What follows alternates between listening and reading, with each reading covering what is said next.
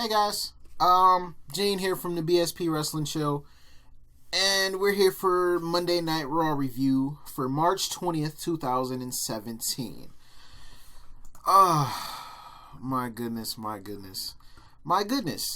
WWE has missed a ton of opportunities tonight, and this build for WrestleMania is just, at least on the Raw side, it's only like a few things I'm really interested in. And other than that, like, just the things that they're doing just don't make any sense whatsoever. Oh my goodness, it's so confusing. It literally is so confusing. Because at one time they'll say something, and then they'll go back and contradict it, and then they'll go back and contradict their contradiction. So it just doesn't make any sense to me, but I guess let's get into the show. I'm gonna try not to make this that long so you guys don't have to endure this horrible episode of Raw one more time. We're 1 week away from the go-home show. The last Raw until WrestleMania is next week. They have little to no time to get their act together. So Raw kicked off with Mick Foley coming to the ring. He gets in the ring, has a piece of paper he pulls out of his blazer pocket or whatever, and it's obviously something that they scripted for him to say. He says he stands there a humbled man who's been honored to call himself the GM for the past 9 months. He thanked Triple H and Stephanie for giving him the opportunity of a lifetime, one that he jeopardized last week when he shoved Mr. Sacco into Triple H's mouth. He apologized for it and says the last thing he wants is his personal problems with Stephanie distracting everybody from the ultimate thrill ride that is WrestleMania 33. After that, he says, because of all of this, effective immediately, I will be taking a leave of absence. And then he looks at the index cards, and he just rips them up, and then he just goes off. He's like, I'm Mick Foley. All these years I've been in this company, and they give me index cards? Really? They want me to read this crap? Triple H handed this to me before I came out here so that I can read this. This is bull crap. I won't take this anymore. He was just ranting and raving, just cutting a promo on the mic. And then they started cutting his mic. Like, they would cut it and bring it back, so you could hardly make out what he was really saying. And he was just fired up. And that's when Stephanie's music hits, and you knew what was about to happen. She came out, strutted to the ring, looking nice. I'll give her that. She was looking fine, but we all knew what was coming. She got into the ring, and she was like, I gave you the opportunity to be the GM. I handpicked you, but you don't do what's best for business. So I'm going to have to do it for you. One more time. And then she was like, well, I got 2 words for you. You're fired. And she fires Mick Foley. And then Sami Zayn's music hits. I'm like, okay, alright, cool. Raw's kicking off with a nice little bang. We fired Mick Foley, but Sami Zayn's about to come down to defend Mick Foley. This is a little bit of continuity, because if you guys remember back when Sami Zayn was feuding with Strowman, Foley was the one believing in him, and pretty much was able to pull out that inner fight that he had, that aggression that he had deep inside of him, so that he could take on Braun Strowman. Something that didn't go anywhere, even though I thought it was a pretty good story, but it didn't lead to anything for Sami Zayn. So he comes down and says that he gets in Stephanie's face. He was like, what you're doing is wrong, and a lot of people don't want to come out here and tell you what you're doing is wrong, so I'm going to say it to your face. He says that, she has just been breaking down his mentor and, just making him feel like less of a man, and all this that she's doing is wrong. He says that she shouldn't be doing this to a man who has, as much class and integrity over these past 9 months than she has her whole life. And because she wants to fire him for not being a corporate yes man, she should be ashamed. Stephanie pretty much no-sold him and was like, even though you're talented, you can't come out here and interrupt me or even speak to me at all. And then she tells him to go to the locker room and think about how he's going to make it up to her. He hesitates leaving the ring, and then he stops. And she was like, listen to Mick and do the right thing. He was like, or do the smart thing. He was like, you know what? I'm not going to do the smart thing, even though I should. It would be easy to just leave and go to the locker room and do what you said, but I'm going to do the right thing, and I'm standing up for Mick Foley. What you're doing is wrong, and you have no right to fire him when he's been putting his blood, his sweat, and tears into this job. And it's not the right thing to do. And pretty much he said he's just going to stay there until she does the right thing and pretty much rehires him. So that's when Samoa Joe's music hits. And Samoa Joe comes down the ramp like he's about to smack Sami Zayn one more time. And that's exactly what happens. Stephanie stops him, was like, Joe, hold on, wait a minute. And then she tells Foley, get the hell out of there. She was like, Sami, you're about to be punished just like everybody else is about to be punished. And you have to face Samoa Joe. So we get Sami Zayn versus Samoa Joe again. And this is literally the same as their other matches. Joe looked dominant, had majority offense in the match.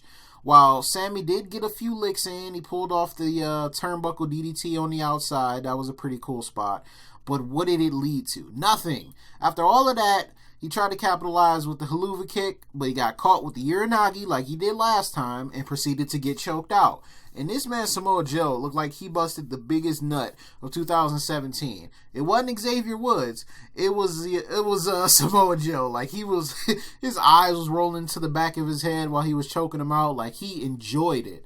That was freaking crazy. That was hilarious to me. But Sami Zayn loses once again.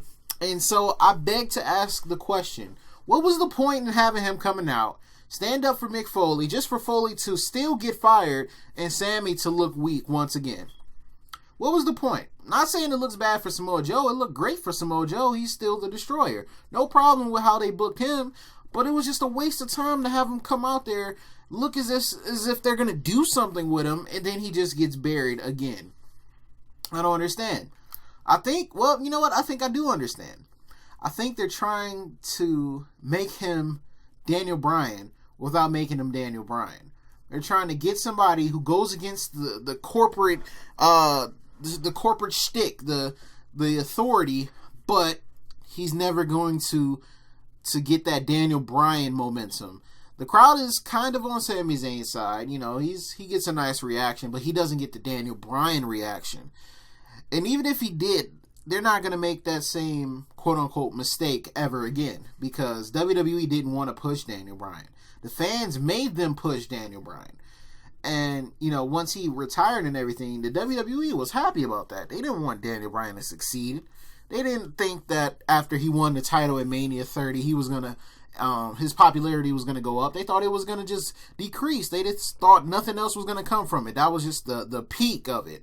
But there was so much more for him to do. And I feel like they're trying to do that with Sami Zayn, but without giving him those types of moments, those types of times to overcome what he's being put up against. He's not going to overcome any adversity. He hasn't yet.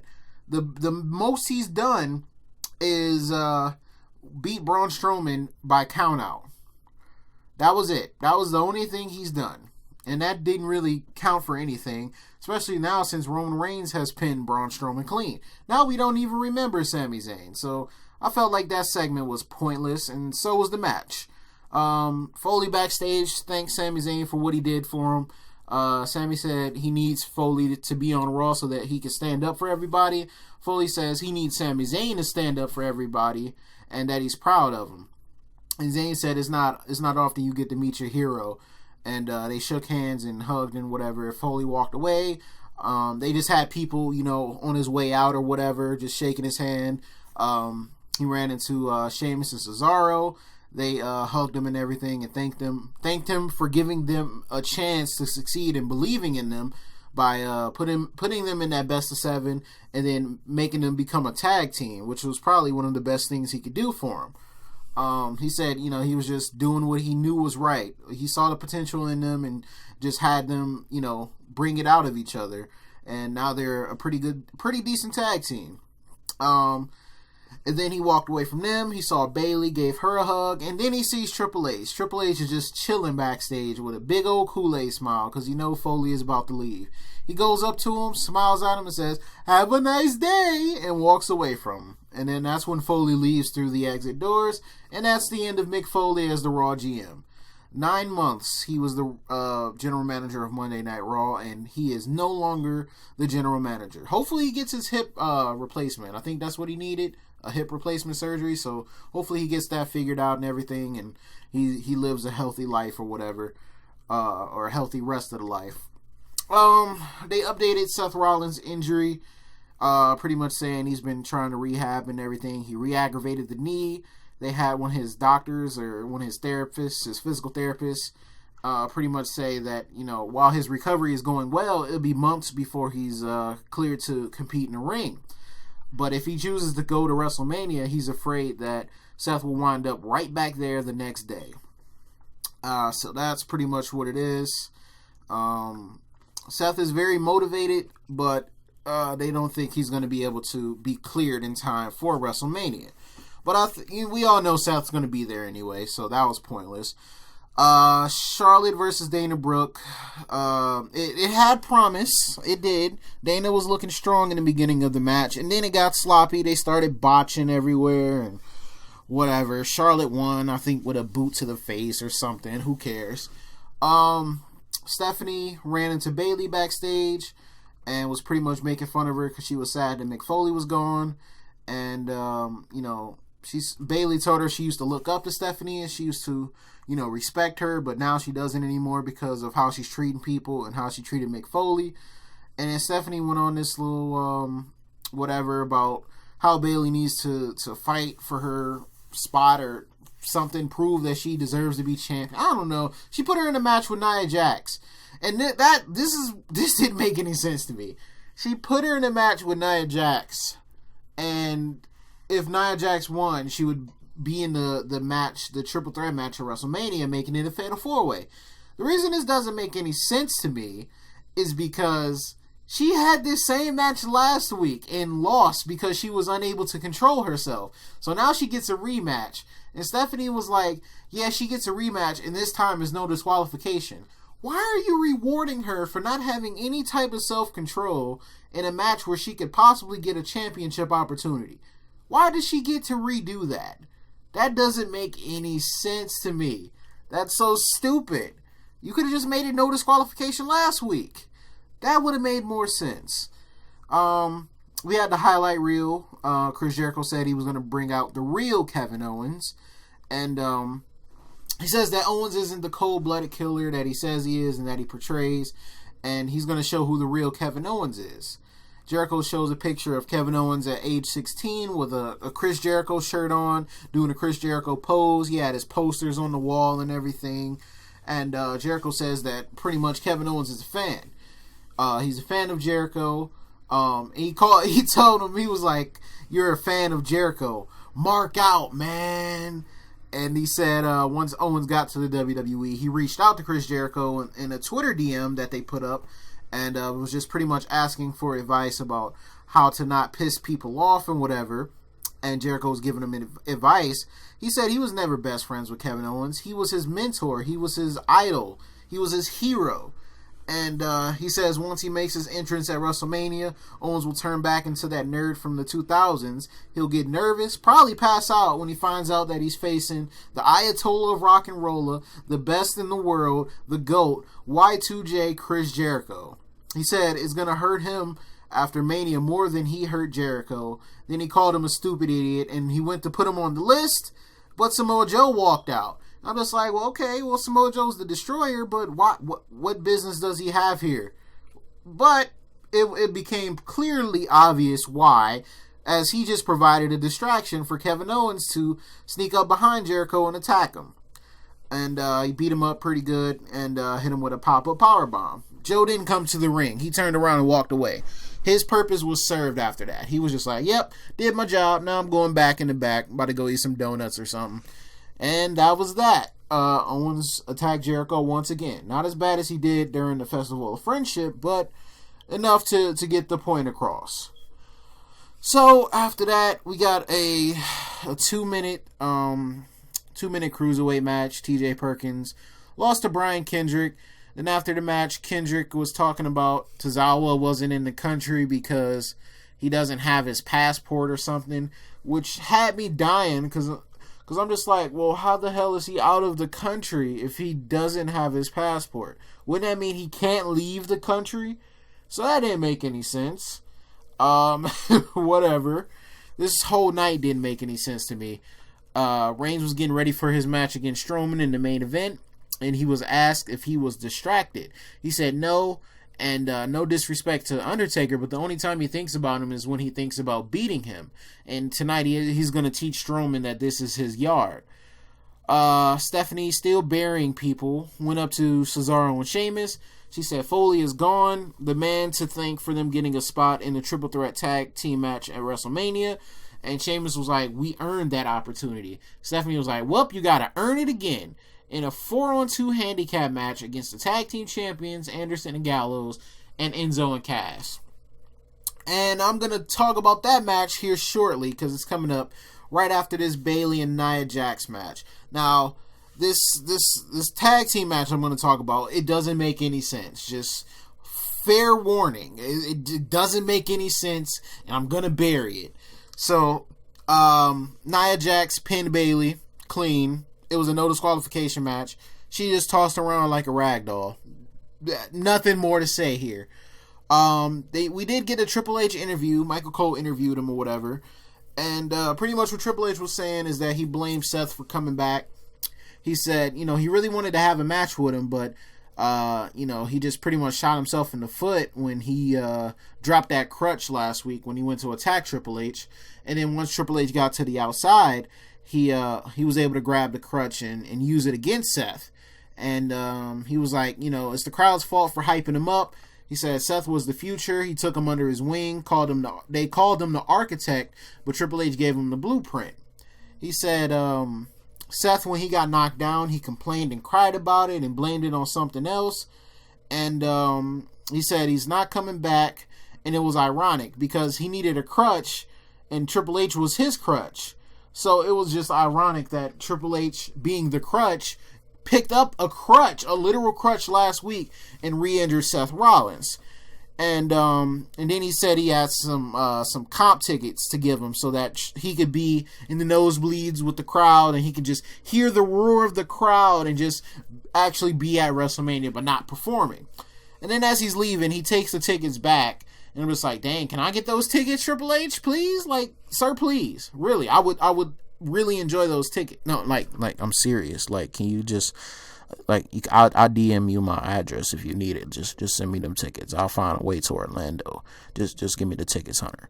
But anyway, he changed his mind. He was like, you know what? If Seth wants to throw his career away like that, if he wants to fight, I want to fight him. If I draw up this harmless agreement for a non-sanctioned match, when I cripple him and leave him in a heap, he can't sue me, he can't sue Stephanie, he can't sue the WWE. And if the crowd wants it, I'll draw it up. I'll invite him to Raw next week to sign it, and we'll just do that at WrestleMania.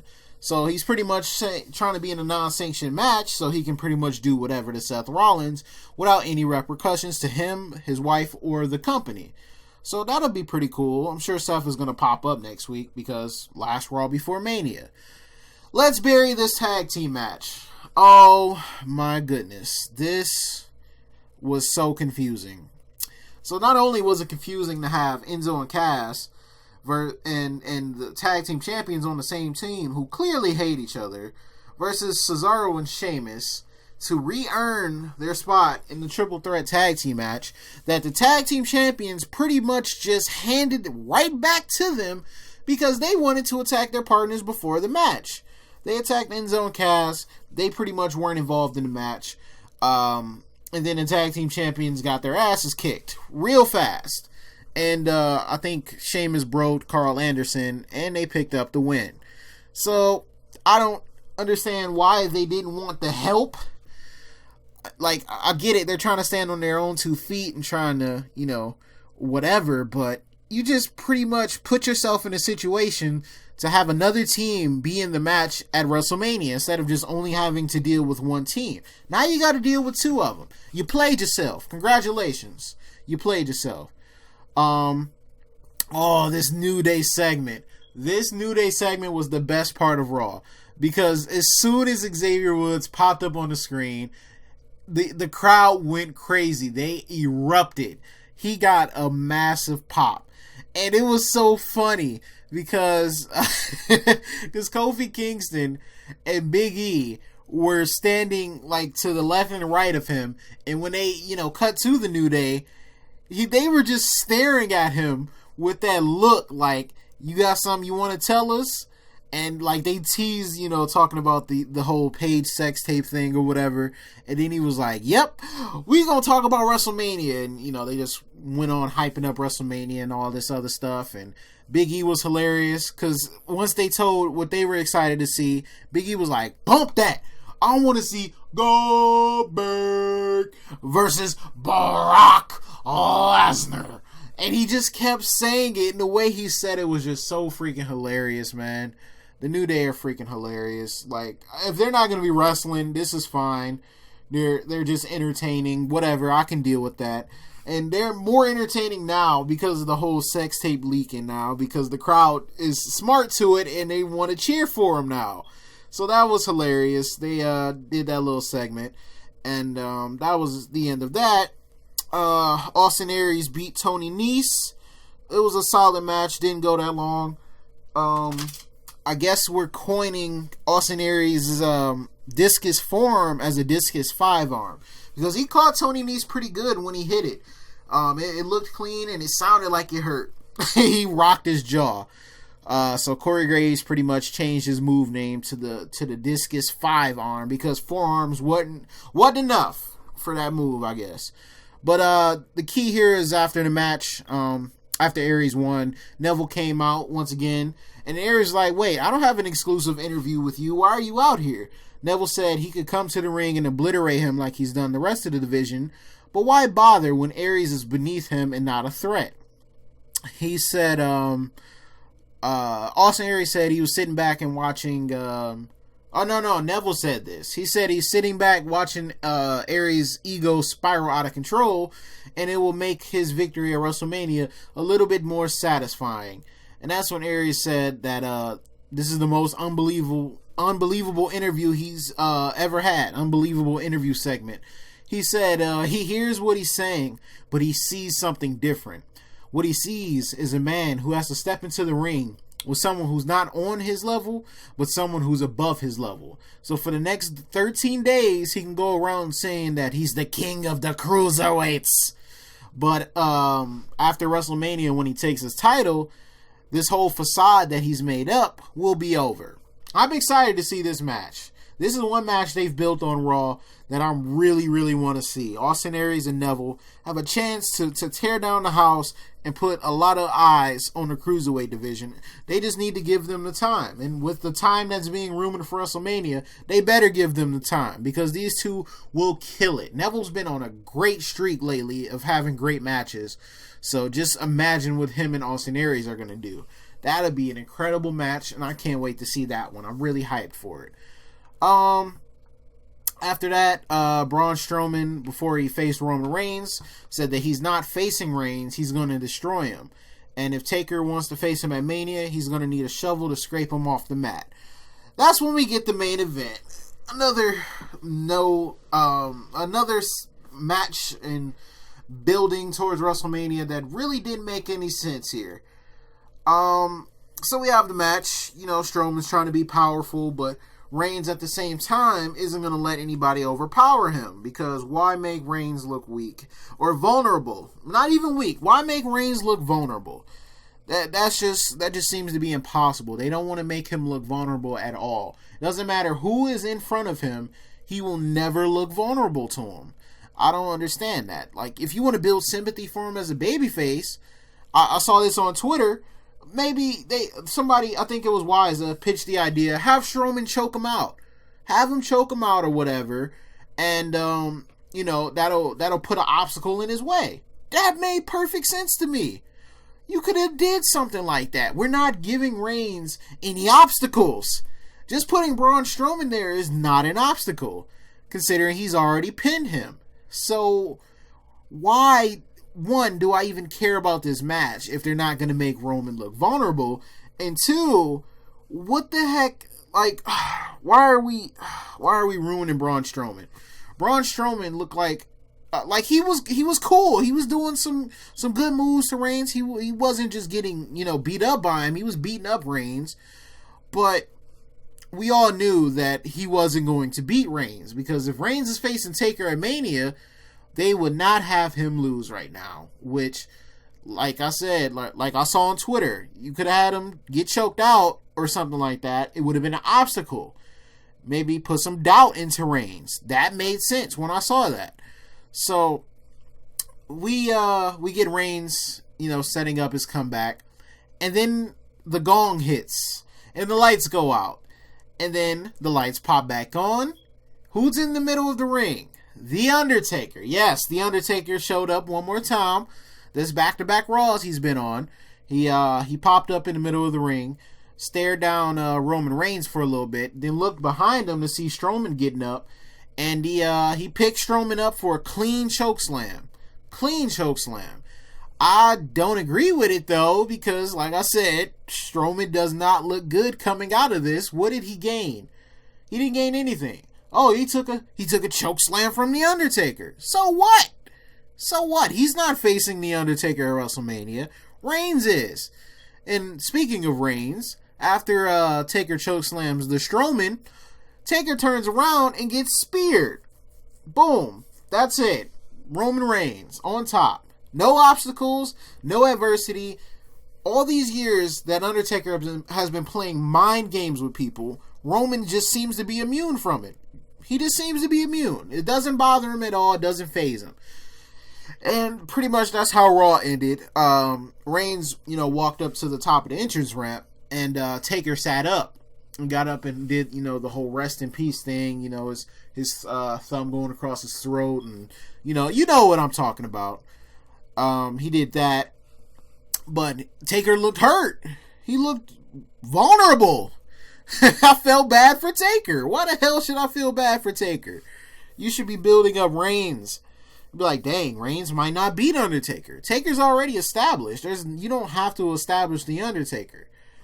He shouldn't have an obstacle to get through. If Reigns is claiming that this is his yard, he has to prove why it's his yard. He can't just, it doesn't sound smart the way I'm trying to explain it.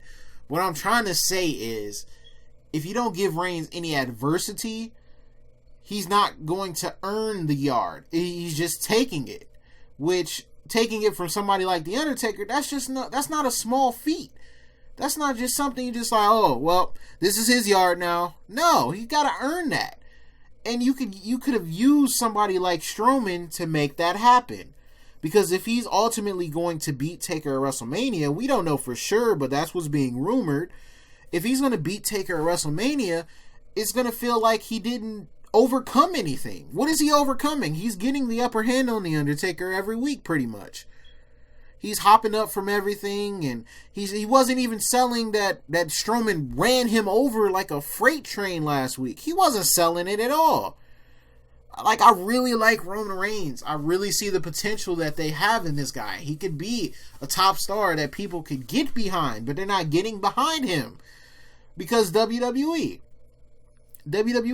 just recently, I saw the potential. They were trying to do some good things with him. Okay, they gave him the United States Championship, and I didn't think he was in the mid-card, but, alright, they missed an opportunity there. He could have, had a semi-decent reign with it, but he didn't. It just was almost like he was just holding the belt. He was a transitional U.S. champion. And, he hasn't claimed the Universal Championship yet.